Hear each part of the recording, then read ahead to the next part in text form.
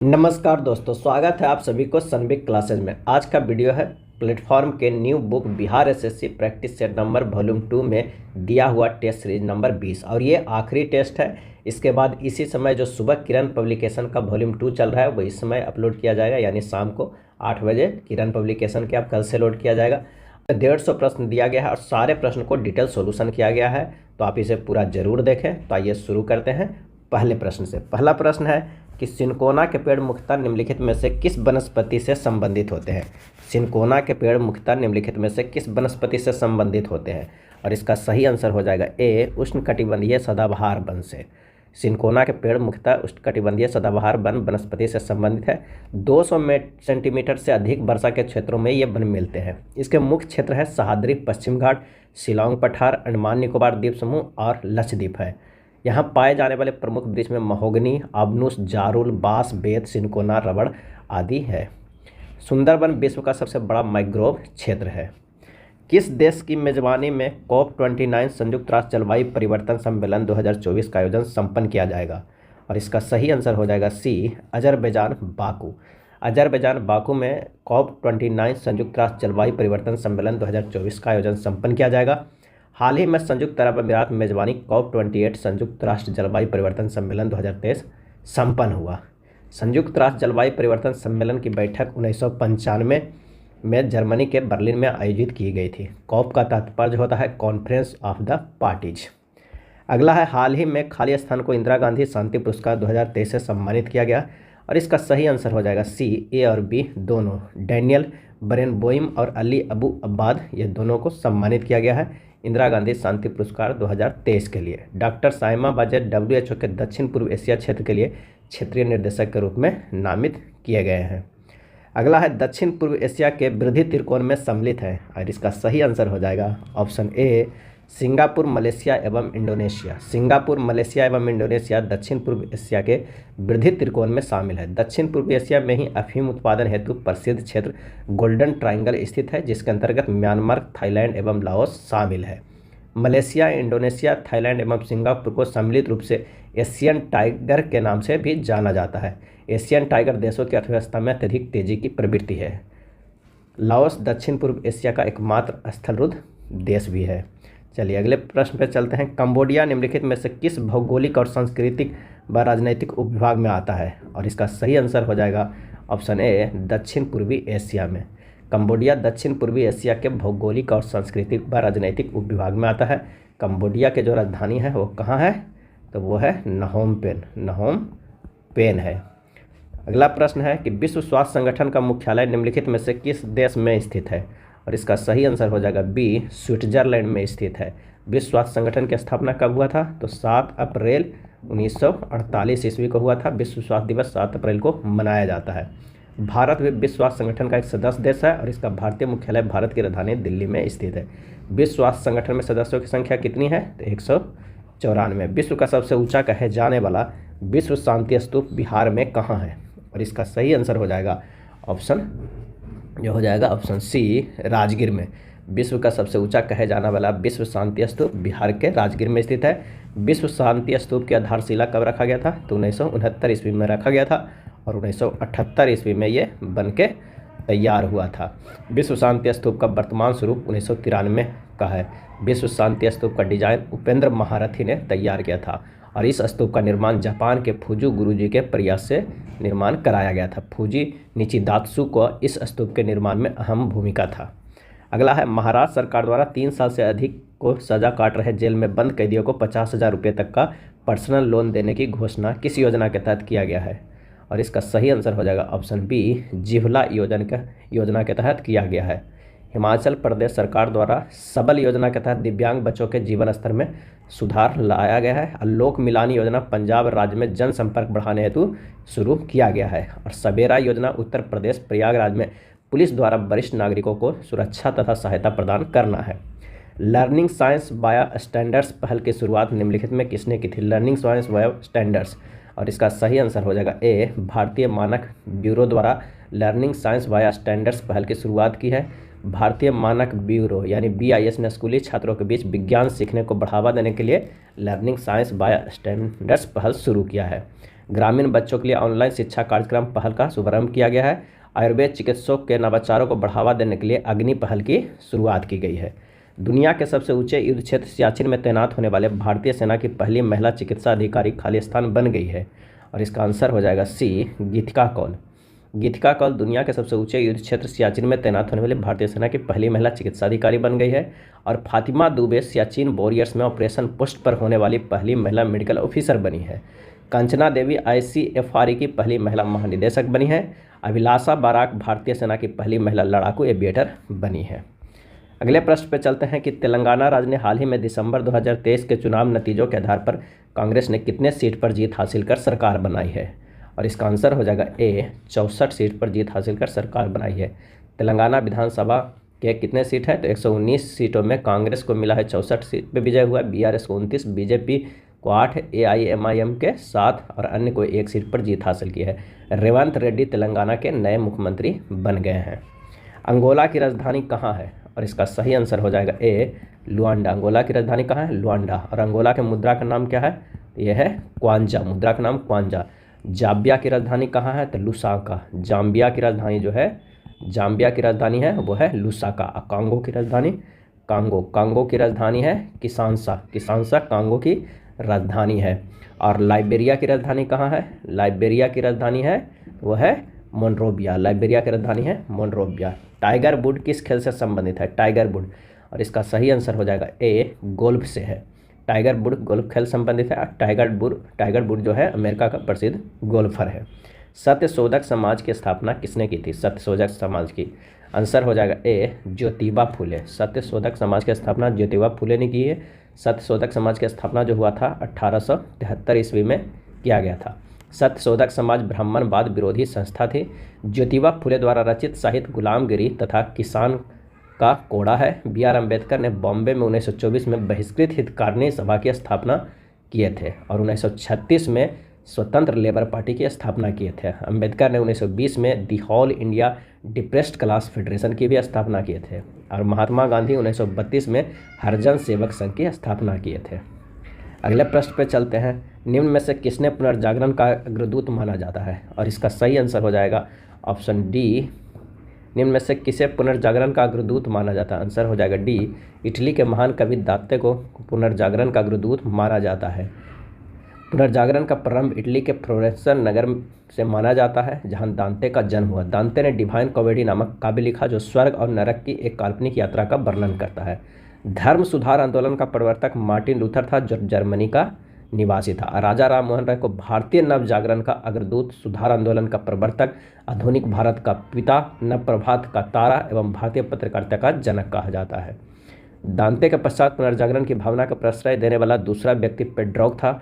इसे मानवतावाद का संस्थापक माना जाता है। अगला प्रश्न है मैथ का। निम्नलिखित में कौन सही आरोही क्रम में है, ये हमें बताना है। तो 13/14 को हम क्या लिख सकते हैं, 13/14 बराबर हो जाएगा 0.92, 15/17 बराबर हो जाएगा 0.88, 19/20 हो जाएगा हमारे पास 0.95। जब इसे आरोही क्रम में सजाएंगे तो हो जाएगा 15/17 less than 13/14 less than 19/20। Answer हमारे पास जो हो जाएगा वो हो जाएगा बी। चांदी पानी से 19 गुना भारी है, जबकि तांबा पानी से 9 गुना भारी है।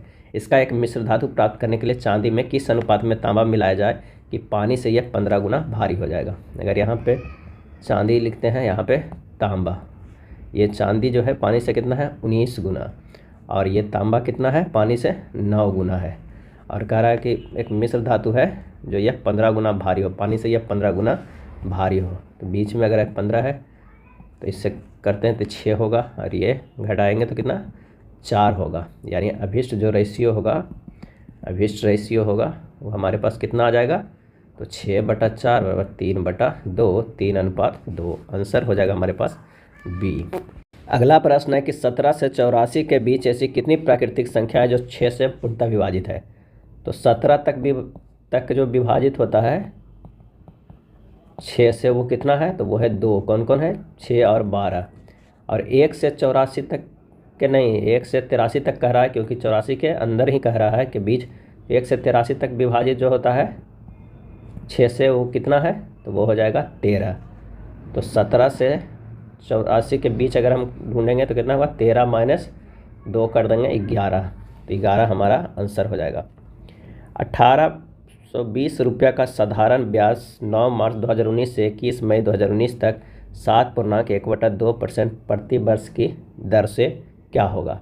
तो समय क्या दिया हुआ है, 9 मार्च 2019 और 21 मई 2019, यानी कितना हो रहा है, 73 दिन हो रहा है। इन दोनों के बीच में कितना दिन हो रहा है, 73 दिन हो रहा है। तो साधारण ब्याज बराबर हमारे पास फार्मूला हो जाएगा क्या, 1820 गुना 15, 1820 गुना 15 गुना 73 बटा 2 गुना 365 और गुना कितना हो जाएगा 100। डायरेक्ट कीजिए, 27 से सोल्व कीजिएगा तो बी आ जाएगा 27.30।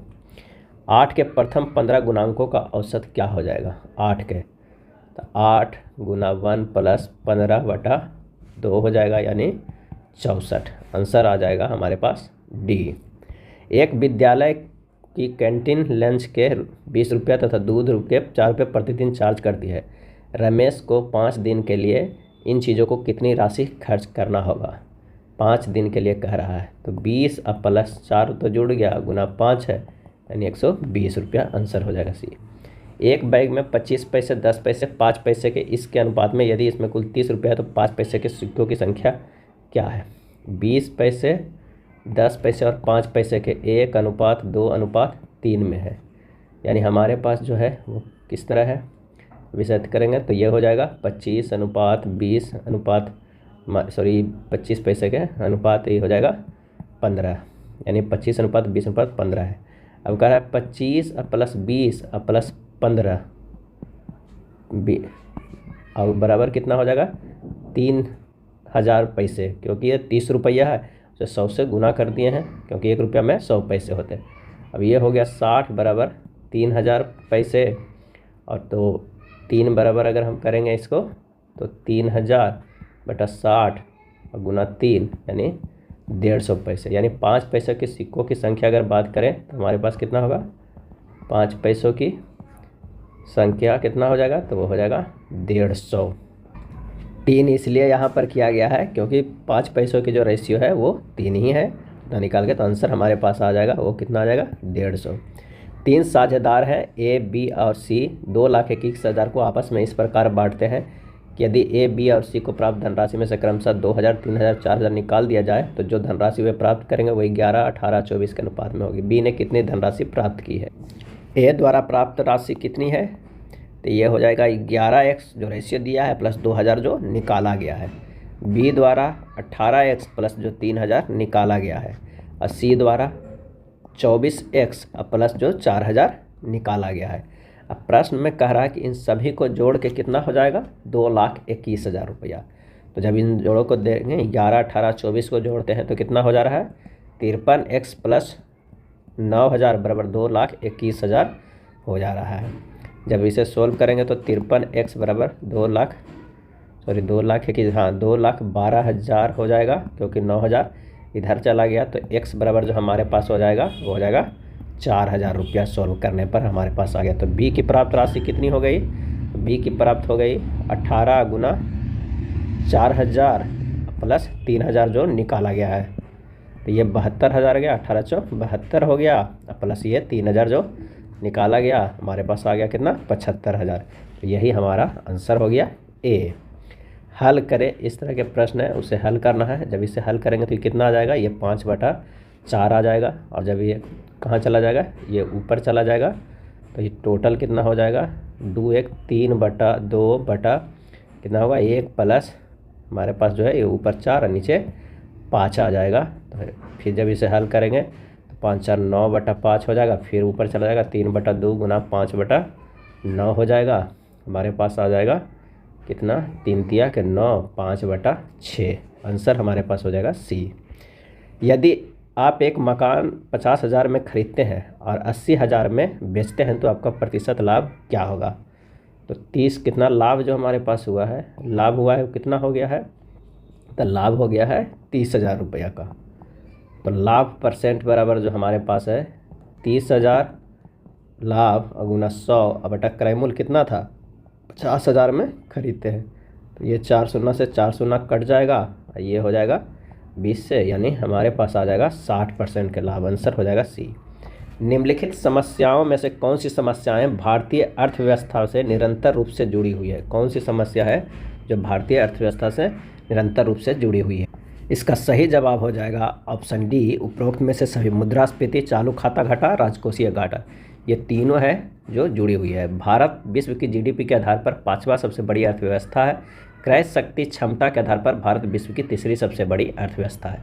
वर्ष 2022-23 में राजकोषीय घाटा जीडीपी का 6.4% अनुमानित था। आंसर हो जाएगा हमारे पास कौन? उपरोक्त में से सभी। ये सभी जो है समस्याओं से भारतीय अर्थव्यवस्था जुड़ी हुई है।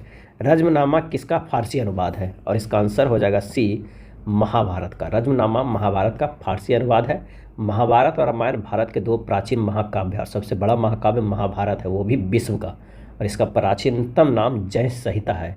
इसके फारसी अनुवाद रज्मनामा नाम से बदायूं, नकीब खां और शेख सुल्तान आदि ने किया था। दादा भाई नौरोजी ने ब्रिटिश सरकार के द्वारा भारत से धन निष्कासन की नीति की व्याख्या निम्नलिखित में किस पुस्तक से की थी? किस पुस्तक में की थी? और इसका आंसर हो जाएगा b, poverty and British rule in India में किया था। धन निकासी सिद्धांत दादा भाई नौरोजी द्वारा दिया गया है। दादा भाई नौरोजी ने प्रथम भारतीय हैं जो व्यवस्थित और संगठित रूप से अंग्रेज के धन निकासी नीति का उजागर किए थे। दादा भाई नौरोजी को आधुनिक भारत का प्रथम अर्थशास्त्री माना जाता है। भारत में अनिष्टों का अनिष्ट धन निकासी को बताने वाला व्यक्ति दादा भाई नौरोजी है। वो 3 बार कांग्रेस के अध्यक्षता भी किए हैं। शाहनामा के लेखक कौन है? और इसका सही आंसर हो जाएगा बी, फिरदौसी। शाहनामा के लेखक कौन है? तो वो है फिरदौसी।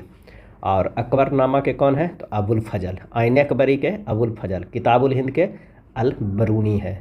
और तहकीक हिंद या भारत की खोज के नाम से भी जाना जाता है किताब उल हिंद।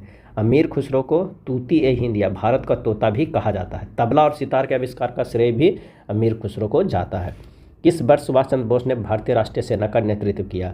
और इसका सही आंसर हो जाएगा ऑप्शन बी, 1943 में सुभाष चंद्र बोस ने भारतीय राष्ट्रीय सेना का नेतृत्व प्रदान किया। जुलाई 1943 में आज़ाद हिंद फौज का सुपर कमांडर सुभाष चंद्र बोस को बनाया गया था। आज़ाद हिंद फौज का प्रथम डिवीज़न कैप्टन मोहन सिंह के नेतृत्व में बनाया गया था। रामप्पा मंदिर के नाम से लोकप्रिय रुद्रेश्वर मंदिर खाली स्थान में स्थित है। और इसका सही आंसर हो जाएगा ऑप्शन बी, तेलंगाना। रामप्पा मंदिर के नाम से लोकप्रिय रुद्रेश्वर मंदिर तेलंगाना में स्थित है। इस मंदिर का निर्माण 13वीं शताब्दी में काकतीय राज गणपति देव ने करवाया था। रामप्पा मंदिर तेलंगाना में स्थित है। इस मंदिर के प्रमुख देवता रामलिंगेश्वर स्वामी हैं। रामप्पा मंदिर को रुद्रेश्वर के रूप में भी जाना जाता है और इस मंदिर के वास्तुकार रामप्पा थे। इन्हीं के नाम पर इस मंदिर को रामप्पा मंदिर नाम से जाना जाता है। पंडित निखिल बनर्जी खाली स्थान प्रतिपादकों में से एक थे। सही आंसर हो जाएगा बी, सितार। पंडित निखिल बनर्जी सितार के प्रतिपादकों में से एक थे। पंडित निखिल बनर्जी का जो जन्म है 14 अक्टूबर 1931 की पश्चिम बंगाल राज्य के एक ब्राह्मण परिवार में हुआ था। विश्व प्रसिद्ध संगीतकार उस्ताद अली अकबर खान निम्नलिखित में से किस वाद्य यंत्र से जुड़े थे? आंसर हो जाएगा डी, सरोद से। विश्व प्रसिद्ध संगीतकार उस्ताद अली अकबर जो जुड़े हुए थे खान, सरोद वाद्य यंत्र से जुड़े हुए थे। वायलिन से डॉक्टर एन राजन, सितार से पंडित रविशंकर, बांसुरी से हरिश्री प्रसाद चौरसिया और सारंगी से उस्ताद बिंदु खान जुड़े हुए थे। अगला है, किस राज्य में जेमू ग्लेशियर अवस्थित है? और इसका सही आंसर हो जाएगा ऑप्शन ए, सिक्किम में। सिक्किम में जेमू ग्लेशियर अवस्थित है। कंचनजंगा पर्वत शिखर से जेमू ग्लेशियर संबंध है। भारत की सबसे ऊंची पर्वत चोटी K2 गॉडविन ऑस्टिन पीओके में है और भारत में सबसे ऊंची पर्वत शिखर कंचनजंगा है। भारत में अंग्रेजी शासन के विरुद्ध प्रसिद्ध रामोसी विद्रोह 19वीं शताब्दी के उत्तरार्ध में हुआ था। दिए गए विकल्पों में से उस क्षेत्र की पहचान करें जहां यह घटित हुआ था। और इसका सही आंसर हो जाएगा सी, पश्चिमी महाराष्ट्र में।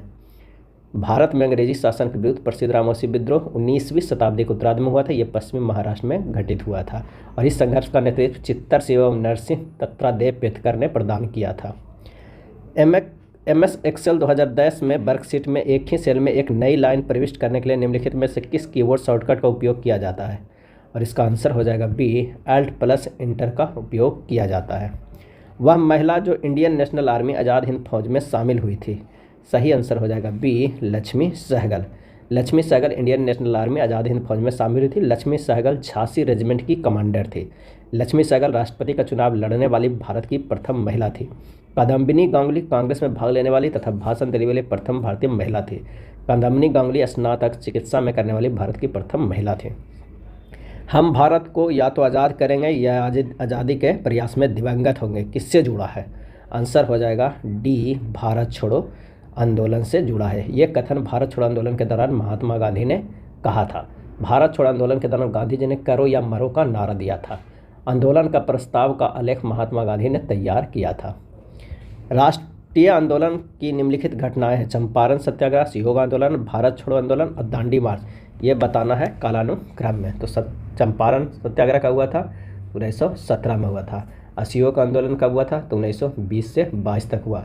दांडी मार्च कब हुआ है? तो 1930 में। भारत छोड़ो जो हुआ है 1942 से 44 तक। तो जो हमारे पास आंसर आ जाएगा वो हो जाएगा ए। इंडियन नेशनल कांग्रेस और मुस्लिम लीग के बीच मतैक्य का काल निम्न में से कौन प्रदर्शित करता है?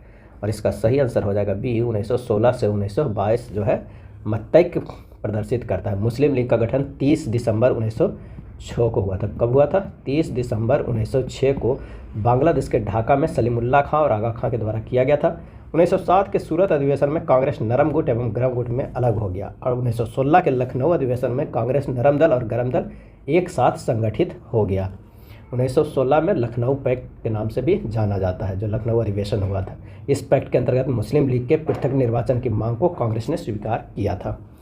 एक लड़का मेले में 3 स्टॉलों पर जाता है। प्रत्येक स्टॉल पर वह ₹1 का प्रवेश शुल्क देता है और शेष आधा धन स्टॉल पर खर्च कर देता है तथा ₹1 बाहर जाने का शुल्क देता है। अंत में उसके पास ₹3 शेष रहते। उसके पास प्रारंभ में कितने रुपये थे? चलिए आइए निकालें। माना कि लड़कों के पास क्या था? ₹100 था। अब वो एक्स में वो क्या है ₹1 देता है और उसके बाद हाफ धन खर्चा कर देता है, फिर उसके निकलने का ₹1 फिर देता है। यानी हमारे पास एक जो स्टॉल पे जाता है तब 3 स्टॉल पे जाता है। यानी ये प्रोसेस जो हमें कितने बार करना है? 3 बार करना है। अब उसके बाद दोबारा में क्या है, जितना पैसा बचा उसमें से ₹1 फिर वो जाने में दिया, उसका वो खर्चा कर दिया हाफ और फिर 1 निकलने में किया। अब हमारे पास जो आएगा फिर से एक प्रोसेस आएगा, वो क्या होगा? उसमें से फिर 1 वो जाने में वो ठीक कर दिया है, मतलब उसके एंट्री में, उसके बाद हाफ खर्चा किया है और उसके बाद 1 निकलने में, तब हमारे पास बचता है 3। जब इसे सोल्व करेंगे तो हमारे पास आएगा x - 1/2 बराबर क्या हो जाएगा? 22 आएगा। x - 1 बराबर हो जाएगा 44। x बराबर कितना हो जाएगा?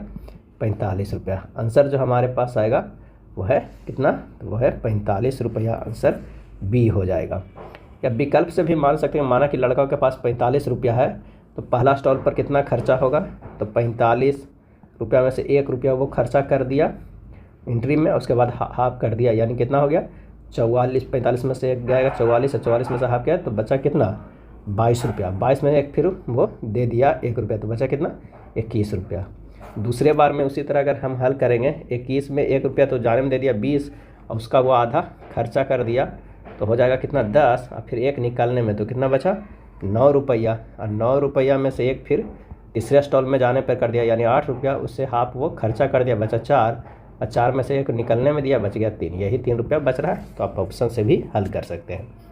अगला प्रश्न है 7 संख्याओं का औसत 8 है। यदि उनमें से एक संख्या को जोड़ दिया जाए तो औसत 9 हो जाता है, तो वह जोड़ी गई संख्या कितनी है? तो 7 × 8 कितना हो जाएगा? 56। 8 संख्या का योग कितना हो जाएगा? 8 × 9 72। 72 - 56 घटा देंगे, वही हमारी संख्या जोड़ा गई है 16। आंसर हो जाएगा सी। किसी आयत की नई लंबाई मूल लंबाई की 3 गुनी है और नई चौड़ाई मूल चौड़ाई की आधी है, तो परिणामतः बने आयत के क्षेत्रफल और मूल आयत के क्षेत्रफल के बीच अनुपात कितना है, ये हमें बताना है। तो आइए देखते हैं कि क्या कह रहा है। लंबाई मूल लंबाई की 3 गुनी है। अगर मान लिया कि लंबाई L है तो कितना हो जाएगा? ये 3L। चौड़ाई B है तो कितना? मूल चौड़ाई की आधी है, B/2 है। क्षेत्रफल अगर हम बात करते हैं LV है तो हो जाएगा क्षेत्रफल 3LB/2 हो जाएगा, यानी 1.5 LB हो जाता है। तो अनुपात क्या हो जाएगा? अनुपात बराबर हमारे पास आ जाएगा वो 1.5 LB/LB बराबर 1.5 यानी 3/2, यानी 3:2। आंसर हो जाएगा 3:2। अगला प्रश्न है कि यदि कक्षा में 32 लड़कियां हैं और लड़कियों एवं लड़कों का अनुपात 16:9 है, तब कक्षा में कितनी फीसदी लड़कियां हैं? तो 32 का यहाँ कोई कैलकुलेशन में यूज नहीं होगा, सीधे 16 लड़कियां हैं। टोटल कितना है? 16 + 9 है और गुना 100% कर देंगे, हमारे पास आ जाएगा 64%। सिर्फ 32 दिया उलझाने के लिए। आंसर हो जाएगा सी। एक नाव 45 मिनट में जल प्रवाह की विपरीत दिशा में 5 किलोमीटर और जल प्रवाह की दिशा में 7.5 किलोमीटर जा सकती है। यह 25 मिनट में जल प्रवाह की दिशा में 5 किलोमीटर और जल प्रवाह की विपरीत दिशा में 2.5 किलोमीटर जा सकती है। जल प्रवाह की विपरीत दिशा में 12 किलोमीटर जाने में यह कितना समय यानी मिनट लेगा। यहाँ पर थोड़ा सा कैलकुलेशन है। नाव की चाल अगर हम देखते हैं, नाव की चाल तो कितना हो जाएगा हमारे पास x किलोमीटर पर आवर, और धारा की चाल कितनी हो जाएगी, धारा की चाल तो हो जाएगा पाई किलोमीटर पर आवर हो जाएगा। अब यहाँ से निकालते हैं, कह रहा है कि 5/x - 22 प्लस 7.5/x प्लस 22 बराबर कितना 45 मिनट। 45 तो इसको मिनट को है ना कर देते हैं, 45/60 कर देते हैं। तो ये हमारे पास आ जाएगा 10/x - 22 प्लस 15/x प्लस 22 बराबर होगा 3/2 हो जाएगा। तो हमारे ये हो जाएगा इक्वेशन नंबर 1।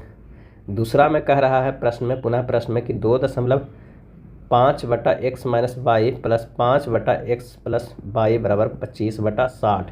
25 मिनट में कह रहा है ये पहुंच रहा है 5 किलोमीटर, और जल प्रवाह के विपरीत जो रहा है वो 2.5। जल प्रवाह के विपरीत है इसलिए x - 22 है, जल प्रवाह में तो x प्लस 22 किया गया है।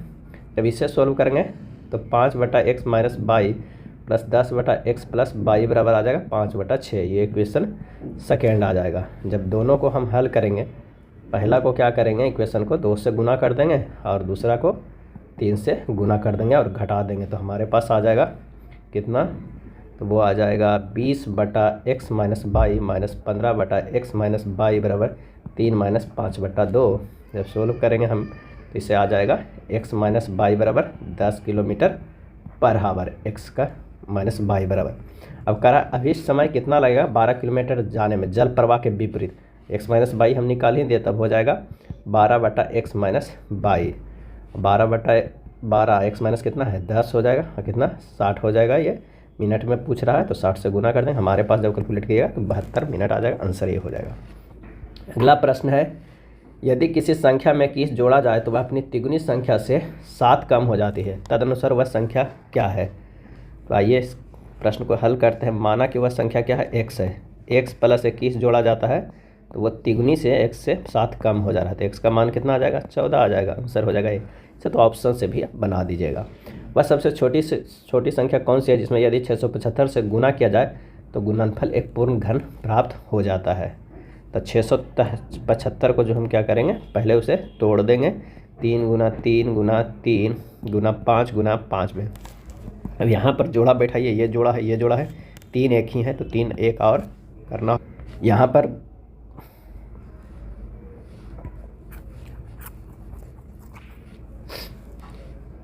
अगला प्रश्न है, वह छोटी से छोटी संख्या कौन सी है जिसमें यदि 675 को गुना किया जाए तो गुणनफल एक पूर्ण घन की बात कर रहा है। तो सबसे पहले क्या करना होगा, 675 को हम लिख सकते हैं 3 × 3 × 3 × 5 × 5। यहाँ 3 के क्यू तो 1 है और यहाँ 5 के क्यू नहीं है, 5 का स्क्वायर है यानी 1 5 और गुना करना होगा, यही हमारा आंसर आ जाएगा। यानी 3 का जोड़ा बनाना है तो आंसर हो जाएगा हमारे पास सी। इनमें कौन सा भिन्न है जो 3/4 से बड़ा है परंतु 5/6 से कम है। तो सबसे पहले 3/4 को कितना लिख सकते हैं 0.75, अब 5/6 को लिख सकते हैं 0.8। इन सब में बीच में कौन सा है, तो 4/5 को अगर देखते हैं तो 0.80, यानी यही हमारे पास है, तो आंसर हो जाएगा सी। यदि 8 अंकीय संख्या है इतना, उसमें 72 से विभाज्य किया है तो 5x - 3p का मान क्या होगा। तो 72 से डिवाइड करने के लिए क्या करना होगा, 8 से भी वो डिविजिबल होना चाहिए और 9 से भी डिविजिबल होना चाहिए। 8 से विभाजकता का नियम क्या है कि दी गई संख्या को अंतिम 3 अंक 8 से विभाजित होना चाहिए, अंतिम 3 अंक यानी 2 1 p जो है वो विभाजित होना चाहिए किससे, तो वो विभाजित होना चाहिए 8 से। तो यहाँ पर अगर करते हैं तो p का मान जो आ जाएगा 6 आ जाएगा। जैसे 8 दूनी 16, 4 1 5 हो जाएगा तो 56 रहेगा तभी कटेगा, तो यहाँ पर हो जाएगा p बराबर 6 हो जाएगा। अब 9 से विभाजित का नियम क्या है कि दी गई संख्यों का योगफल 9 से विभाजित होना चाहिए, यानी कह रहा है कि 6 + 3 + k + 4 + 0 + 2 + 1 + 6 जो होना चाहिए वो कितना होना चाहिए। तो हमारे पास तभी आ सकता है जब वो डिविजिबल होना चाहिए कितना से, तो वो जोड़कर जो संख्या आया योगफल वो 9 से विभाजित होना चाहिए। तो यहाँ पर हमारे पास क्या आ जाएगा, k का जो मान आ जाएगा यहाँ पर 2 5 या 8 में से कोई हो जाएगा। तब 5k - 3p बराबर 5 × 5 - 3 × 6 यानी 25 माइनस 18 बराबर 7। तो हमारे पास जो आंसर आ जाएगा वो हो जाएगा 7, क्योंकि ऑप्शन भी देखना है। अगर आप 2 रखेगा 5 दूनी 10, 18 माइनस 8, तो यहाँ पर ऑप्शन नहीं है, तो आंसर हमारे पास आ रहा है सी। चलिए सरल कीजिए, एक व्यंजक दिया हुआ, इसे सरल करना है, आप इसे कर लीजिएगा। इसका जो आंसर हमारे पास होगा वो हो जाएगा डी। अगला प्रश्न है कि दिए गए विकल्पों में से संबंधित अक्षर या शब्द को चुनिए। ये दिया हुआ है और इसके बाद क्या होगा ये देखना है। तो आइए, इसका जो आंसर होगा, ए से अगर +2 करते हैं तो हमारे पास क्या आ जाएगा, सी आ जाएगा, और सी से +2 करेंगे तो ये आ जाएगा, ठीक है। आर से +2 करेंगे तो टी आ जाएगा, और टी से +2 करेंगे तो बी आएगा, बी से +2 करेंगे तो क्या हो जाएगा, डी होगा, डी से +2 करेंगे तो एफ होगा, एफ से +2 करेंगे तो एच आ जाएगा, इससे +2 करेंगे तो जे। तो हमारे पास कौन सा हो जाएगा आंसर, वो हो जाएगा टी। घोड़ा, हिनहिनाना, घंटा, आंसर होगा ए बजना। यदि शब्द क्वालिटी के सभी अक्षरों का वर्णमाला क्रम के अनुसार व्यवस्थित किया जाए तो कितने अक्षरों की स्थिति अपरिवर्तित रहेगी। इसका जो आंसर है, आइए इसको लिखते हैं अंग्रेजी वर्णमाला के अनुसार, AILQTU बाई। तो सिर्फ बाई का अक्षर है जो इसमें भी लास्ट में बाई ही है, तो ये परिवर्तित नहीं हो रहा है, बाकी सब परिवर्तित। आंसर हो जाएगा डी, एक ही। एक कक्षा की मध्यावधि परीक्षा में उत्तीर्ण हुए विद्यार्थियों में प्रसाद का स्थान शीर्ष से 11वां, शीर्ष से है क्या है 11वां, और नीचे से 24वां, यानी 10 हो गया, ये 23 है। यदि मध्यावधि परीक्षा में 4 विद्यार्थी उत्तीर्ण हुए तो उस कक्षा में विद्यार्थियों की कुल संख्या कितनी है। तो हो जाएगा 23 + 10 + 1 और +4 जो अनुत्तीर्ण हुआ है। आंसर हमारे पास कितना आ जाएगा, तो 23 10 33 34 4 38, आंसर हो जाएगा ए। अगले प्रश्न पर चलते हैं। 4:45 बजे घड़ी की घंटे और मिनट की सुइयों के बीच का कोण कितना होता है। तो अभिष्ट कोण को निकालने के लिए हम 11m - 60h/2 मोड में कर देते हैं। 11 × 45 - 60 × 4/2 हो जाएगा 495 - 240/2 हो जाएगा 127.5 डिग्री। आंसर हो जाएगा सी चॉइस। निम्नलिखित कृषि में कौन सा भदई, अघनी और गर्मा कृषि से संबंधित है। आंसर हो जाएगा ए धान। शिक्षा का अधिकार अधिनियम 2009 लागू की गई है। सही जवाब हो जाएगा सी, अप्रैल 2010 में। शिक्षा का अधिकार अधिनियम 2009 में लाया गया था, जो अप्रैल 2010 से लागू हुआ था। 1 अप्रैल 2010 से शिक्षा का अधिकार कानून लागू किया गया है। सर्व शिक्षा अभियान 2000 ईस्वी से 2001 में लागू किया था। प्रथम शिक्षा नीति कब आया था, तो 1968 ईस्वी में आया था, 1968 ईस्वी में आया था। नई शिक्षा नीति कब आया था, 1986 में। और DS कोठारी आयोग शिक्षा से संबंधित है। चलिए अगले प्रश्न पे चलते हैं। कानून द्वारा स्थापित प्रक्रिया लिया गया है। सही जवाब हो जाएगा बी, जापान के संविधान से। कानून द्वारा स्थापित प्रक्रिया जापान के संविधान से लिया गया है। भारत में कानून का शासन ब्रिटेन से लिया गया है। स्थापित प्रक्रिया जापान के संविधान से लिया गया। भारतीय संविधान के अनुच्छेद 21 में लिखी हुई है कि किसी व्यक्ति की प्राण एवं दैहिक स्वतंत्रता से कानून द्वारा स्थापित प्रक्रिया से ही वंचित किया जा सकता है। भारतीय संविधान का अनुच्छेद 14 कानून के समक्ष समानता का अधिकार प्रदान करता है। प्रस्तावना को भाषा जो है भारतीय संविधान में ऑस्ट्रेलिया से लिया गया है। भारत में कौन सी पार्टी मान्यता प्राप्त राष्ट्रीय पार्टी नहीं है। तो इसका सही आंसर हो जाएगा सी, समाजवादी पार्टी जो है वो मान्यता प्राप्त पार्टी नहीं है। 6 पार्टी जो है जिसे राष्ट्रीय पार्टी किया गया है। भारतीय राष्ट्रीय कांग्रेस को, भारतीय कम्युनिस्ट को, बहुजन समाज पार्टी को, भारतीय जनता पार्टी को, नेशनल पीपुल्स पार्टी को और आम आदमी पार्टी को। अगला प्रश्न है कि औरंगजेब की पत्नी राबिया उद दुरानी की कब्रगाह बीबी का मकबरा नामक स्मारक निम्नलिखित में किस राज्य में स्थित है।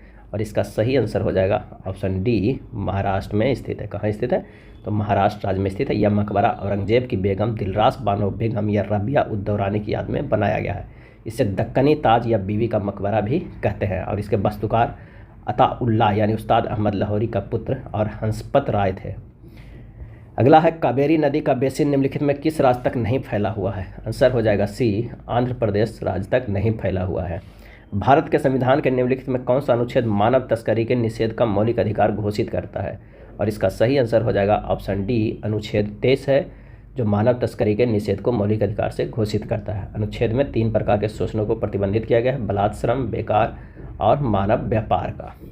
ताइवान की राजधानी कहाँ है। ताइवान की राजधानी, आंसर हो जाएगा सी, ताइपे। मंदारिन ताइवान का राजकीय भाषा है। अब भूटान की थिम्पू कहाँ की राजधानी है, भूटान की राजधानी है थिम्पू। और फिलीपींस की राजधानी कहाँ है, फिलीपींस की राजधानी जो है वो मनीला है। फिलीपींस की राजधानी जो है वो मनीला है। और टोक्यो कहाँ की राजधानी है? तो जापान की राजधानी है टोक्यो।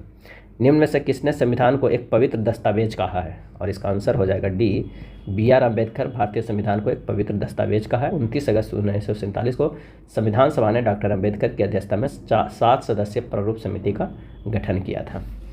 किस राज्य में पंचायती राज संस्था नहीं है? और इसका आंसर हो जाएगा ए, मिजोरम में। मिजोरम में पंचायती राज व्यवस्था नहीं है। और भी राज्य हैं, कहाँ कहाँ? तो वो नागालैंड में भी पंचायती राज नहीं है, मेघालय में भी पंचायती राज नहीं है, और मिजोरम में भी पंचायती राज नहीं है। ये 3 राज्य है जहाँ पंचायती राज नहीं है। पंचायती राज संस्थाओं को संवैधानिक दर्जा प्रदान करने के लिए संवैधानिक अधिनियम 24 अप्रैल 1993 को भारत में लागू हुआ था। केंद्र शासित प्रदेश दिल्ली में भी पंचायती राज व्यवस्था जो है वो नहीं है। चलिए अगले प्रश्न पे चलते हैं। अगला प्रश्न है कि ग्राम सभा के संदर्भ में निम्नलिखित में से कौन सा है जो कथन सही है? तो आइए देखते हैं यहाँ पर कौन सा कथन नहीं, कौन सा कथन असत्य है। और इसका आंसर हो जाएगा ऑप्शन डी, सभी कथन जो है वो सत्य है। ग्राम पंचायत पूरे ग्राम में हित में निष्पक्ष रूप से काम कर सके, इससे ग्राम सभा की महत्वपूर्ण भूमिका है। ग्राम सभा पंचायत को मनमाने ढंग से काम करने से रोकती है, साथ पैसों को दुरुपयोग एवं कोई गलत काम ना हो इसकी निगरानी भी करती है। ग्राम सभा चुने हुए प्रतिनिधियों पर नज़र रखने और लोगों को प्रति जिम्मेदार जवाबदेह बनाने में बहुत ही महत्वपूर्ण भूमिका निभाती है। उपरोक्त में सभी कथन सत्य है। आंसर हो जाएगा डी।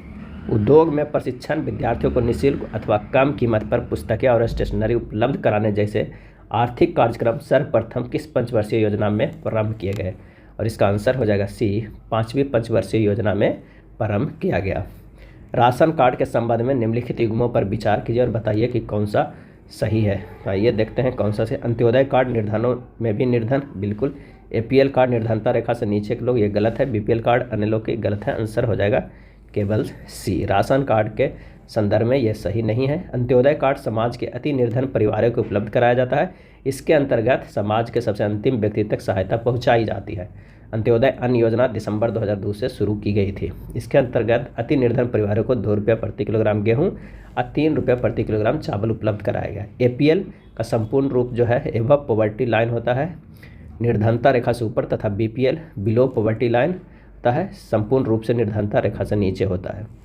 अगले प्रश्न पे चलते हैं कि भारत में हरित क्रांति के द्वितीय चरण में HYV बीजों की प्रौद्योगिकी का विस्तार अनेक राज्यों तक कर दिया गया। हरित क्रांति का द्वितीय चरण कब प्रारंभ हुआ था? और इसका आंसर हो जाएगा बी, 1970 के दशक में। कब हुआ था? 1970 के दशक में प्रारंभ किया गया था। हरित क्रांति शुरुआत में 1966-67 में प्रारंभ किया गया था। भारत में बेरोजगारी और गरीबी के अनुमान आधारित है। आंसर हो जाएगा ए, NSSO के परिवारों के उपयोग व्यय के सर्वे पर आधारित है। निर्धनता की माप के लिए निरपेक्ष प्रतिमान का प्रयोग R. वाइड ने कब किया था? तो 1945 में किया था। अब भारत में निर्धनता रेखा के निर्धारण का पहला आधिकारिक प्रयास योजना आयोग द्वारा जुलाई 1962 में किया गया था। निम्नलिखित संख्या में दिए गए विकल्प में से विषम संख्या चुनिए। तो आंसर हो जाएगा ए, पीला नारंगी। लाल, हरा और नीला प्राथमिक रंग है। लाल प्लस हरा पीला होता है, तो विकल्प ए छोड़कर अन्य सभी कम से कम एक प्राथमिक रंग है। 27, 125, 216, 343। 27 को लिख सकते हैं 3 गुना 3 गुना 3, 125 के 5 गुना 5 गुना 5, 216 के लिख सकते हैं 6 गुना 6 गुना 6, 343 को लिख सकते हैं 7 गुना 7 गुना 7। संख्या 216 एक सम संख्या का पूर्ण घन है, जबकि अन्य सभी विषम संख्या का पूर्ण घन है। इसमें अगर डिफरेंट कोई है तो वह है 216। नीचे दिए गए कथन विकल्पों में 4 निष्कर्ष दिए गए, बताएं कौन सा निष्कर्ष दिए गए कथन के आधार पर सत्य है। तो इसका जो सही आंसर हो जाएगा वो हो जाएगा सी, M greater than R greater than X। Neetu Sumit से बड़ी है, रोहित सुमित से छोटा है लेकिन कविता से बड़ा है, निशा सुमित से बड़ी है लेकिन नीतू से छोटी है। इन सब में सबसे छोटा या छोटी कौन है? अगर हम इसे व्यवस्थित करते हैं प्रश्न के अनुसार तो ये होगा नीतू सबसे बड़ी, उसके बाद निशा होगी, उसके बाद सुमित होगी, उसके बाद रोहित होगी, उसके बाद होगा कविता होगा। तो आंसर हमारे पास आ जाएगा सी, जो सबसे छोटी है वो कविता है। कथन एवं धारणाएं के प्रश्न है। बच्चे अपनी भावनाएं अपने माता पिता से ज़्यादा अपने दोस्तों के साथ साझा करते हैं, ये कथन है। धारणा, बच्चों को लगता है कि उनके दोस्त उनकी भावनाओं को उनके माता पिता से बेहतर समझ पाएंगे। दूसरा है बच्चे आजकल अपने माता पिता के साथ मित्रवत नहीं है। इसका जो सही आंसर हो जाएगा वो हो जाएगा ए, केवल धारणा एक निहित है। अगला है, जिस क्रम में अंग्रेजी शब्दकोश में दिखाई देगा उस तरह अगर अरेंज करेंगे तो हमारे पास जो आंसर आएगा वो होगा ए। 82 नंबर प्रश्न की बात करते हैं कि कौन संख्या आएगा प्रश्नवाचक चिन्ह पे। तो यहाँ 1 से 5 गया है वो +4 है, 5 से 28 गया वो प्लस क्या किया गया है 23 किया गया है, और 28 से 74 गया है वो कितना है तो +46 किया गया है, और 74 से 149 +75 किया गया है। इस तरह बढ़ता चला गया है। और 23 से अगर हम 4 से 23 गया है था तो वो कितना था 19 है, 23 से यहाँ 46 गया था तो ये क्या है 23 है, 46 से 75 गया है तो ये कितना है 29 है। इस तरह बढ़ रहा है 19, 23, 29, अब 31 बढ़ेगा, फिर 37 बढ़ेगा। ये सब वही संख्या है जो अभाज्य संख्या है। तो हमारे पास जो लास्ट में आ जाएगा वो कितना 582 आ जाएगा, आंसर हो जाएगा बी। टीचर को इस तरह, स्ट्रेंथ को इस तरह, तो इंट्रेंस को क्या करेंगे तो जो जो स्थानीय मान है उसी के अनुसार हम इसे लिख देंगे। ई का जो स्थानीय मान क्या हो जाएगा, यहाँ पर 2 है तो 2 से ही शुरू होगा, और एच का स्थानीय मान क्या है 7 है तो लास्ट में 7 होगा। तो आंसर हमारे पास जो आ जाएगा वो हो जाएगा ए। मोबाइल को इस तरह रूप में लिखा जाता है तो उसी कोड में ट्यूमर को कैसे लिखा जाएगा। आइए देखते हैं मोबाइल को किस तरह लिखा है। एम से अगर +13 करते हैं तो हमारे पास क्या आ जा रहा है जेड आ रहा है, और ओ को +12 करते हैं तो हमारे पास आ रहा है ए। उसके बाद बी को 12-11 करते हैं तो हो रहा है एम। उसी तरह ट्यूमर को करेंगे तो हमारे पास जो आंसर हो जाएगा टी से +13 करेंगे तो जी आएगा, यू से +12 करेंगे तो फिर जी आएगा। आंसर हमारे पास हो जाएगा बी। दी गई जानकारी को अध्ययन करके बताइए, प्रश्न का उत्तर दीजिए कि संजय और नीतू को नीला और लाल रंग पसंद है, प्रिया और नीतू को पीला और नीला रंग पसंद है, संजय, मंजू और कपिल को लाल और नीला रंग पसंद है, नीतू और मंजू को हरा और नीला रंग पसंद है। इनमें से कौन सा रंग सर्वाधिक लोगों का पसंद है ये देखना। तो इसे आप एक जो डायग्राम है उसके अनुसार बनाइएगा। इधर एक संजय, नीतू, प्रिया इस तरह के लिख के यहाँ पर हो जाएगा नीला, हो जाएगा लाल और पीला। इस तरह जो है संजय को नीला पसंद है, नीतू को भी पसंद है, प्रिया को भी पसंद है, मंजू को भी और कपिल को, इस तरह कीजिएगा। तो हमारे पास जो आंसर आ जाएगा वो हो जाएगा सी, नीला सबसे ज़्यादा लोगों को पसंद है। एक निश्चित कूट भाषा में यदि फोर्स को इतना और मिस्ट को इतना लिखा जाता है तो उसी कूट भाषा में यूरेनस को क्या लिखा जाएगा। तो जो भी यहाँ शब्द में जो मौजूद है क्या है कॉन्सोनेंट, वो अगर कॉन्सोनेंट अक्षर के स्थान पर उसका स्थानीय मान के अंकों को लिखा गया, तथा शब्दों में जो वोवेल है तो उसको ए को 1 लिखा है, ई को 2 लिखा है, आई को 3, ओ को 4 और यू को 5 लिखा गया है। उसी तरह कोड किया गया है। तो यहाँ पर यू कितना होगा 5 हो जाएगा, यहाँ भी यू है तो यहाँ 5 हो जाएगा, यानी हमारे पास जो आंसर आ जाएगा वो हो जाएगा डी। बाकी कॉन्सोनेंट का जो स्थानीय मान लिखा हुआ है उसी तरह आप लिख दीजिए। एफ का 6, आर का 18, सी के 3, ई के एम का 13। उस विकल्प को चयन करें जो प्रश्नवाचक के स्थान पर रखे जाने के लिए सर्वोत्तम उपयुक्त है। तो आइए देखते हैं। पहला कॉलम में क्या है 3 + 2, 3 + 2 कितना होता है 5, और 3 - 2 होता है 1, और 3 × 2 होता है 6। ये पहला कॉलम में आ गया 5, 1, 6, यानी 3 और 2 का ही खेल किया गया। यहाँ 8 और 5 की अगर देखते हैं 8 + 5 13 है, 8 माइनस जो है 5 कितना होगा 3 होगा, 8 × 5 जो होगा 40 होगा। यहाँ 64 में 6 4 है तो 6 × 4 24 आ रहा है, 6 + 4 10 आ रहा है, और 6 - 4 कितना हो जाएगा 2। आंसर हमारे पास हो जाएगा 2। निम्नलिखित में कौन सा विकल्प नीचे दिए गए संबंध को सर्वोत्तम ढंग से पूर्ण करता है। तो आइए देखते हैं क्या है। 19 + 22 बराबर कितना होगा 41। 41 को लिख सकते हैं 4 - 1 = 3, यानी जो हमारे पास है वो 41 लिख दिया गया। ये जो 3 घटा के है वो लिख दिया गया 413। चलिए 11 + 32 में देखते हैं किस तरह है। 11 + 32 कितना होता है 43। अब 43 तो लिख दिया है, और 4 में से 3 घटाते हैं तो क्या आता है 1 आता है, यही 1 यहाँ पर उतार दिया है। चलिए अब 42 12 में है, 42 + 12 कितना होगा 54। 54 तो डायरेक्ट लिख जाएगा, 5 में से 4 घटेगा तो 1 आ जाएगा, 1 यहाँ उतार दिया 541। आंसर हो जाएगा हमारे पास सी। चाचा, रिश्तेदार और धनी में कौन सा संबंध है। आंसर हो जाएगा रिश्तेदार है वो चाचा भी तो हो ही सकते हैं, जो चाचा है वो रिश्तेदार तो होंगे। यहाँ पर आ जाएंगे चाचा और ये आ जाएंगे कितना रिश्तेदार आ जाएंगे। और उसके बाद धनी, धनी भी हो सकते हैं नहीं भी हो सकते, तो आंसर हमारे पास हो जाएगा डी। अगला प्रश्न है माता पिता अमीर व्यक्ति किसान। तो ये वाला हो जाएगा क्योंकि सब कुछ हो सकता है एक दूसरे में। माता पिता अमीर भी हो सकते हैं, किसान भी हो सकते हैं, अमीर हो सकते हैं किसान नहीं हो सकते, किसान हो सकते हैं अमीर नहीं हो सकते। हमारे पास हो जाएगा ऑप्शन ए। सर्वोपरि सत्ता की नीति किसने दी थी। सर्वोपरि सत्ता की आंसर हो जाएगा बी, लॉर्ड हेस्टिंग्स ने। लॉर्ड हेस्टिंग्स 1813 से 1823 तक भारत का गवर्नर जनरल रहा था। नामद्रोलिंग मठ भारत के किस राज्य में स्थित है? नामद्रोलिंग मठ, और इसका सही आंसर हो जाएगा ऑप्शन बी, कर्नाटक राज्य में स्थित है। तवांग मठ अरुणाचल प्रदेश में, हेमिस मठ लद्दाख में, और मांडरोलिंग मठ उत्तराखंड में स्थित है। बांदोछर्म जो है कहाँ का लोक नृत्य है? सही आंसर हो जाएगा डी, अरुणाचल प्रदेश का नृत्य है। बांदोछर्म जो है वो अरुणाचल प्रदेश का लोक नृत्य है। पोनियांग, भुइया, खम्पाटी, वाचो, मुखौटा नृत्य और मयूर नृत्य आदि अरुणाचल प्रदेश के ही लोक नृत्य है। चलिए अगले प्रश्न पे चलते हैं। पृथक पंचायती राज मंत्रालय का गठन कब हुआ? पृथक पंचायती राज मंत्रालय का आंसर हो जाएगा डी, 2004 में हुआ था। आधुनिक भारत में स्थानीय स्वशासन के जनक लॉर्ड रिपन को कहा जाता है। 82 ईस्वी में विकेंद्रीकरण की प्रक्रिया प्रारंभ किया था लॉर्ड रिपन ने। राजनीतिक कानून तौर पर यह स्पष्ट करती है कि हमें क्या करना चाहिए और क्या नहीं, किसने कहा था? और इसका सही आंसर हो जाएगा ऑप्शन बी, अरस्तू ने कहा था कि राजनीतिक कानूनी तौर पर यह स्पष्ट करती है कि हमें क्या करना चाहिए और क्या नहीं करना चाहिए। अरस्तू यूनानी दार्शनिक थे जिनके गुरु प्लेटो थे। निम्न में से कौन सी नोबेल गैस नहीं है? और इसका सही आंसर हो जाएगा सी, क्लोरीन। जेनॉन ऑर्गन ओगोनेशन ये जो है नोबेल गैस है, जबकि क्लोरीन एक अधातु है। 25 डिग्री सेंटीग्रेड, 38 डिग्री सेंटीग्रेड तथा 66 डिग्री सेंटीग्रेड को केल्विन मापक्रम में परिवर्तित करने से इन तापक्रमों का सही अनुक्रम क्या हो जाएगा? आंसर हो जाएगा ए, 298, 311 और 339 के। मत्स्य वर्ग पाइसिज पूर्ण रूप से जलीय जंतु है। निम्नलिखित विकल्पों में से कौन सी उनकी एक विशेषता नहीं है? एक विशेषता नहीं, तो ये उष्ण रक्त वाले जीव होते हैं, ये विशेषता नहीं है। ये अपने गलफड़ों का उपयोग करके पानी में घुलीय ऑक्सीजन प्राप्त करते हैं। इनके हृदय में केवल 2 कोष्ठ होते हैं मत्स्य वर्ग में, और इनकी त्वचा सल्कों से ढकी होती है। ये समतापी होते हैं।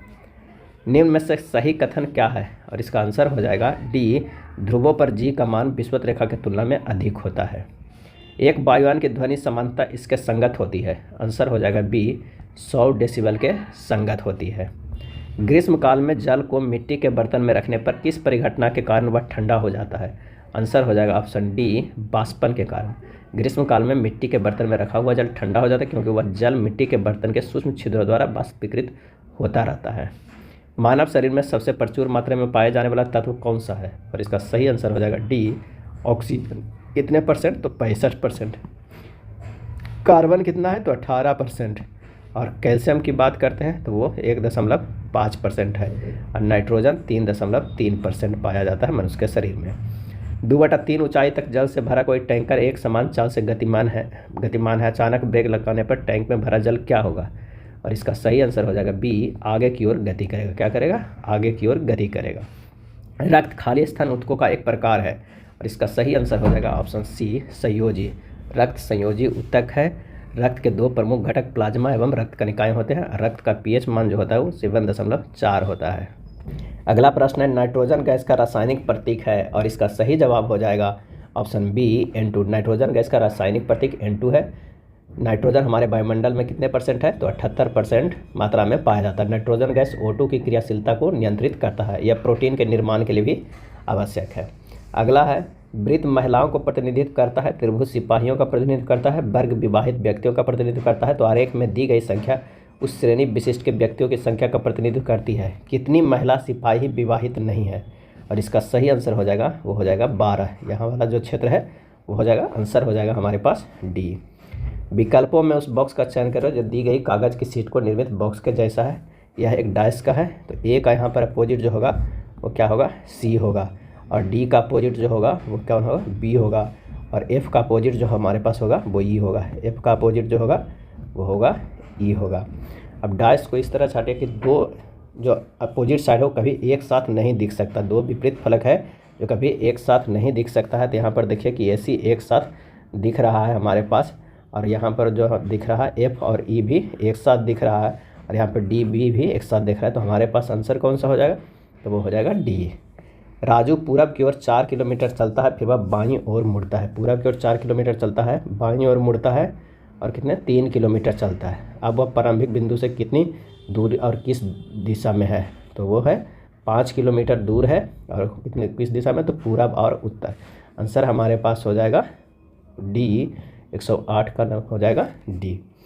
5 जनवरी 2018 को शुक्रवार था। निम्नलिखित में किस वर्ष पुनः 5 जनवरी का दिन शुक्रवार होगा? तो 2018 जो हमारे पास है उसमें से अगर हम जोड़ देते हैं, कितने जोड़ देते हैं, तो अगर हम उसमें से जोड़ देंगे 6 जोड़ देंगे तो वही वर्ष आ जाएगा 218 प्लस 6 जो हमारे पास हो जाएगा वो कितना हो जाएगा 2024। आंसर हमारे पास आ जाएगा ए। उस अक्षर का संयोजन का चयन कीजिए जिसे नीचे दी गई अक्षर श्रृंखला को रिक्त स्थानों पर क्रमानुसार रखने से दी गई श्रृंखला पर पूर्ण वर्ग हो जाएगा। आंसर हो जाएगा ऑप्शन ए, 111 का आंसर हो जाएगा ए। 112 नंबर की अगर हम बात करें तो ब्लड रिलेशन का प्रश्न है, इसका जो आंसर हो जाएगा वो हो जाएगा सी, अंकल। अगर ये अगले प्रश्न को देखते हैं, निम्नलिखित जानकारी को ध्यान से पढ़े और नीचे दिए गए प्रश्न को उत्तर दें। अर्जुन, बानु, कीर्ति, दीपन, हरिणी, बसंत, गायत्री और कुमार एक वृत्त के चारों ओर केंद्र की ओर मुख करके बैठे हैं। बानु बसंत के दाईं ओर और तीसरे और कुमार के बाईं ओर तीसरे स्थान पर बैठा है। कीर्ति अर्जुन के बाईं ओर चौथे स्थान पर बैठी है। अर्जुन बसंत और बानु के ठीक बगल में नहीं बैठा है। हरिणी बानु के ठीक बगल में नहीं बैठी है। गायत्री दीपन के दाईं ओर दूसरे स्थान पर बैठी है। निम्नलिखित में कौन सा हरिणी की बाईं ओर तीसरे स्थान पर बैठा है? जब उसे प्रश्नानुसार व्यवस्थित कीजिएगा तो यहाँ पर जो हमारे पास होगा वो हरिणी होगा, यहाँ कुमार आ जाएगा, यहाँ पे अर्जुन और यहाँ पे गायत्री, यहाँ पे बानु, यहाँ पे दीपन और यहाँ पे कृति, बसंत का जगह यहाँ मिलेगा। तो हमारे पास जो आंसर हो जाएगा वो हो जाएगा ए, गायत्री। शब्दों के अर्थ या प्रासंगिकता के आधार पर समाचार का जो संबंध संपादक से है वही संबंध फिल्म का किससे है? आंसर हो जाएगा ए, निर्देशक से है। अगर दर्पण की बात करें, अगर एमएन पे दर्पण रखा गया है तो हमारा इमेज बनेगा किस तरह? इसका आंसर हो जाएगा ऑप्शन सी। 116 नंबर का ब्लड रिलेशन का प्रश्न है, आप इसे सोल्व कर लीजिएगा। आंसर हो जाएगा ए, बेटी की बेटी। 117 नंबर प्रश्नवाचक चिन्ह पे क्या आएगा? आइए देखते हैं ये सीरीज किस तरह है। 276 से 196 गया है, यानी -41 है। 196 से 155 है, ये भी -41। 155 से 114 -141। 114 से -41 करेंगे तो होगा 73। आंसर हमारे पास आ जाएगा ए। अगला है 5 13। 5 गुना 10 प्लस 3 13 किया गया है। उसी तरह 13 गुना 2 26 प्लस 3 किया गया है। लास्ट वाला के 125 गुना क्या करेंगे हम? 2 करेंगे तो हो जाएगा हमारे पास 250 प्लस 3 करेंगे 253। आंसर हमारे पास आ जाएगा ए। यदि t बराबर 7 है, y बराबर 2 है तो ट्यूसडे इनमें से किसके बराबर होगा? तो t के विपरीत जो होता है, विपरीत उसके स्थानीय मान जो होता है वो 7 होता है। y के विपरीत जो स्थानीय मान होगा b, उसका स्थानीय मान क्या होगा? 2 होगा। उसी तरह लिखा गया, तो सभी के विपरीत को अगर हम जोड़ेंगे तो हमारे पास आएगा 7 plus 6 plus 22 plus 8 plus 23 plus 26 plus 2। Answer हमारे पास जो हो जाएगा ए। इसमें जोड़ना नहीं, डायरेक्ट वही संख्या लिख देना है तो आंसर हो जाएगा ऑप्शन ए। उस विकल्प को चयन कीजिए जिसमें दी गई आकृति अंतर्निहित है, घुमाने की अनुमति नहीं है। 120 का आंसर हो जाएगा डी। -273.15 डिग्री सेल्सियस तापमान इनमें से किसके बराबर है? और इसका सही आंसर हो जाएगा ए, 0 डिग्री केल्विन के बराबर है। 273.16 केल्विन को जल का त्रिक बिंदु, ट्रिपल पॉइंट ऑफ वाटर कहते हैं। एक लड़की r दूरी तक सिर पर वजन रखकर चलता है, उसे अधिकतम कार्य करना पड़ेगा जब वह वजन को लेकर, आंसर हो जाएगा डी, ऊर्ध्वतल पर ऊपर चलता है तो अधिकतम कार्य करना पड़ेगा। पावर अल्कोहल और एथिल अल्कोहल का मिश्रण है, इसका सही आंसर हो जाएगा ऑप्शन डी, पेट्रोल और एथिल अल्कोहल का मिश्रण है पावर अल्कोहल। 100% शुद्ध अल्कोहल को परिशुद्ध अल्कोहल कहते हैं। जीवाश्म समानता किस चट्टान में पाए जाते हैं? और इसका सही आंसर हो जाएगा ए, अवसादी चट्टान में। जीवाश्म समानता अवसादी चट्टान में पाए जाते हैं। जीवाश्म एक आदिम पौधे या जानवर के अवशेष या छाप है जो रॉक में एम्बेडेड होते हैं और पेट्रीकृत रूप से संरक्षित होते हैं। निम्नलिखित में कौन सा पौधा थैलोफाइटा नहीं है? थैलोफाइटा नहीं है, आंसर हो जाएगा ऑप्शन सी, फ्यूनेरिया। फ्यूनेरिया पौधा थैलोफाइट नहीं है। शैवालों के जो विशिष्ट लक्षण है वह शैवाल के शरीर पर थैलस सदृश होता है। जीवन चक्र में गिमिटोफिटिक अवस्था प्राप्त होती है। शैवाल में क्लोरोफिल पाया जाता है। अगला है स्पायरोगायरा और प्लेनेरिया में खाली स्थान होता है, और इसका आंसर हो जाएगा ऑप्शन डी, पुनर्जनन। स्पायरोगायरा और प्लेनेरिया में पुनर्जनन की क्षमता होती है। संघ प्लेटीहेल्मिन्थिस के जीवों जैसे प्लेनेरिया, टीनिया, सिस्टोमोसा, फैसियाला आदि है। अगले प्रश्न पे चलते हैं कि जब किसी तार से होकर धारा प्रवाहित होती है तो प्रत्येक बार कंपास की सुई में विक्षेपण होता है। इस विक्षेपण पर सर्वप्रथम किसका ध्यान गया था? और इसका सही आंसर हो जाएगा option B, Hans Christian Oersted का, किसे? हैंस क्रिश्चियन ऑस्टरडेट का। अस्थि के आधार द्रव्य ओसिन में कितने प्रतिशत अकार्बनिक पदार्थ होते हैं? अकार्बनिक पदार्थ होते हैं, और इसका सही आंसर हो जाएगा ऑप्शन सी 62%। अस्थि के आधार द्रव्य ओसिन में 62% अकार्बनिक, 38% कार्बनिक पदार्थ होते हैं। अस्थि ट्राई कैल्शियम फास्फेट के बने होते हैं। इस्पात को कठोरीकृत करने के लिए किस रासायनिक तत्व की आवश्यकता होती है? और इसका आंसर हो जाएगा ऑप्शन बी मैग्नीज की आवश्यकता होती है। MS वर्ल्ड 2010 के संदर्भ में निम्नलिखित कथनों की सत्य या असत्य के रूप में पहचान करें। इसका सही आंसर जो हो जाएगा वो हो जाएगा कि एक नया दस्तावेज बनाते समय एक टेम्पलेट का चयन किया जा सकता है, ये सत्य है। किसी दस्तावेज के अंत में जाने के लिए कीबोर्ड के शॉर्टकट Shift+N करेंगे, ये असत्य है। प्रकाश को प्रिज्म से गुजारकर स्पेक्ट्रम प्राप्त करने वाले पहले व्यक्ति कौन थे? और इसका सही आंसर हो जाएगा ऑप्शन सी आइजैक न्यूटन। प्रकाश के प्रिज्म से गुजारकर स्पेक्ट्रम प्राप्त करने वाले पहले व्यक्ति कौन थे? तो आइजैक न्यूटन थे। खाली स्थान कुकीज आपको ट्रैक करती है और आपकी गोपनीयता को उजागर करती है, और इसका सही आंसर हो जाएगा सी थर्ड पार्टी कुकीज को ट्रैक करती है और गोपनीयता को उजागर करती है। कुकीज टेक्स्ट फाइलें होती है जिनमें डेटा के छोटे टुकड़े होते हैं। अगला प्रश्न है, पहला स्वदेशी निर्मित प्रक्षेपण यान है, और इसका सही आंसर हो जाएगा D PSLV C1। PSLV C1 द्वारा 29 सितंबर 1997 को IRS-1D का सफल प्रक्षेपण किया गया था। PSLV का पूर्ण रूप होता है पोलर सैटेलाइट लॉन्च व्हीकल। थैनेटोलॉजी नामक विज्ञान में किसका अध्ययन किया जाता है? थैनेटोलॉजी नामक विज्ञान में, और इसका आंसर हो जाएगा ऑप्शन ए मृत्यु के सभी पहलुओं को अध्ययन किया जाता है। एनाटॉमी मानव शरीर की संरचना का, एंथोलॉजी पुष्प संबंधी अध्ययन का, और मेमोलॉजी स्तनधारी जंतुओं के अध्ययन के लिए, रत्नों का अध्ययन जेमोलॉजी कहा जाता है। निम्नलिखित में से कौन सा कथन सत्य है ये बताना है। आंसर हो जाएगा बी वक्रता त्रिज्या फोकल लंबाई के दुगने के बराबर होता है। R बराबर होता है 2F। एक अनुक्रम दिया हुआ है जिनमें एक पद लुप्त है, दिए गए विकल्पों में से सही विकल्प कौन सा है ये बताना है। यहाँ पर देखिए A से जो हमारे पास गया है A से I गया है, कितना किया है? +8 किया गया है। B से प्लस जो अगर 8 करेंगे तो J गया है। उसी तरह I से +8 करेंगे तो Q आएगा, J से +8 करेंगे तो हमारे पास क्या आ जाएगा? R आ जाएगा। तो आंसर जो हमारे पास हो जाएगा वो हो जाएगा B। चलिए कथन एवं निष्कर्ष के देखते हैं क्या है। सभी शहर नगर होते हैं, सभी शहर नगर होते हैं। दूसरा है कुछ शहर गांव होते हैं। एक अगर शहर है तो सभी शहर क्या है? नगर है, और कुछ जो है शहर है गांव है, यहाँ पर गांव है। तो हमारे पास होगा सभी गांव नगर होते हैं, गलत है। कोई गांव नगर नहीं है, गलत है। और कुछ गांव नगर होते हैं, सही है। इसका जो सही आंसर हो जाएगा वो हो जाएगा ऑप्शन ए केवल निष्कर्ष थर्ड होगा। सूर्य प्रकाश का स्रोत है, चंद्रमा प्रकाश का स्रोत नहीं है, बिल्कुल सही है। प्रकाश का केवल एक स्रोत है, ये गलत है। तो आंसर हमारे पास हो जाएगा वो हो जाएगा ना तो निष्कर्ष एक होगा ना निष्कर्ष, और ये भी प्रकाश स्रोत नहीं, तो दोनों निष्कर्ष नहीं निकलता है उस कथन से। निम्नलिखित शब्दों का एक तार्किक एवं अर्थपूर्ण क्रम में व्यवस्थित कीजिए। आंसर हो जाएगा हमारे पास डी। पहले बीमारी होगा, अस्पताल बनेगा, डॉक्टर आएंगे, दवाई की दुकान होगा, स्वास्थ्य लाभ होगा, उसके बाद घर चले जाएंगे। निम्नलिखित शब्दों को तार्किक एवं अर्थपूर्ण क्रम को व्यवस्थित करें, तो इसका जो आंसर होगा वो होगा बी। नवजात से फिर बच्चा, फिर शिक्षा, फिर रोजगार, उसके बाद विवाह। 141 नंबर की बात करते हैं तो हमारे पास आंसर हो जाएगा सी। 142 नंबर प्रश्न का आंसर हो जाएगा ए। 143 नंबर प्रश्न का आंसर हो जाएगा ऑप्शन डी। 144 नंबर प्रश्न की बात करते हैं तो हमारे पास जो इसका होगा,